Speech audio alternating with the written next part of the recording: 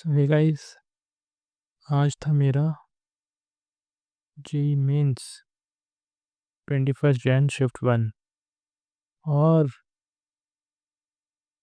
मैं इसको देकर आया हूँ। तो मैं आपको अपना रिव्यू बताता हूँ या रिएक्शन, जो भी कह लो इसको। तो पहले मैं बात करूँ कि पेपर टफ था, इजी था या मॉडरेट। तो ये इस दोनों के बीच में था, तो इसको हटाओ, यहाँ पे लिख दो मोट। तो मैं मॉडरेट और मोटो के बीच में था, मॉडरेट और टफ के बीच का पेपर था। तो इस पे हम बात करें कि क्या क्या था और क्या एक्सपेक्टेशन होनी चाहिए। तो फिज़िक्स थी मेरे ख्याल से, फिज़िक्स तो मेरी वेरी डुएबल थी और इजी थी। और केमिस्ट्री तो मैं देख के आया हूँ, तो आईओसी में थोड़ा टाइम लग रहा था, मतलब इजी नहीं थी जो सब लोग कहते हैं कि आईओसी में टाइम कम लगता है, टाइम कम लगता है। उसमें हर एक ऑप्शन तुम्हें चेक करना था।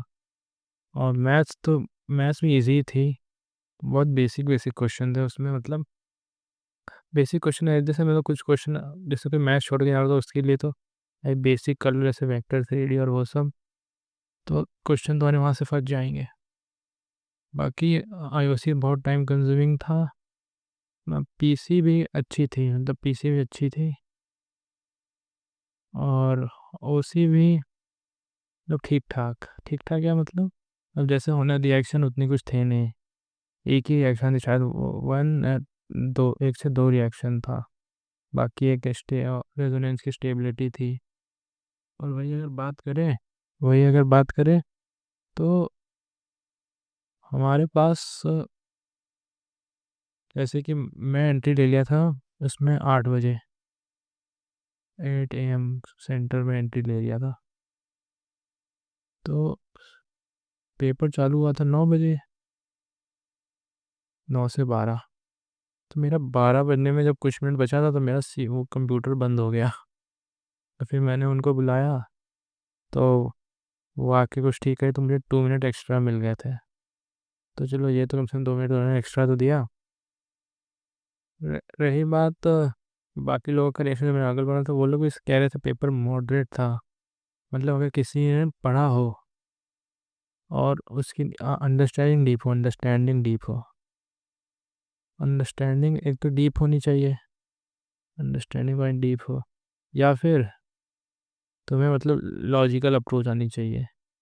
जैसे कुछ क्वेश्चन थे तो उसमें वो लॉजिकल से ही हो जा रहे थे। कि जैसे कि एक था केमिस्ट्री का क्वेश्चन, इसमें एक वो था, जैसे एक का मोलिकुलर वेट फाइंड करना था पी का और मोलिकुलर वेट क्यू का। तो एक सब्सटेंस था पी क्यू और एक था PQ2। तो अब इसमें तुम पूरा निकालना, इसका वो डेल्टा टी दिया था, इसका भी डेल्टा टी दिया था, के भी दिया था, और इसका मतलब क्या कहते हैं, जो तुमने इसका अमाउंट किया था वो दिया था।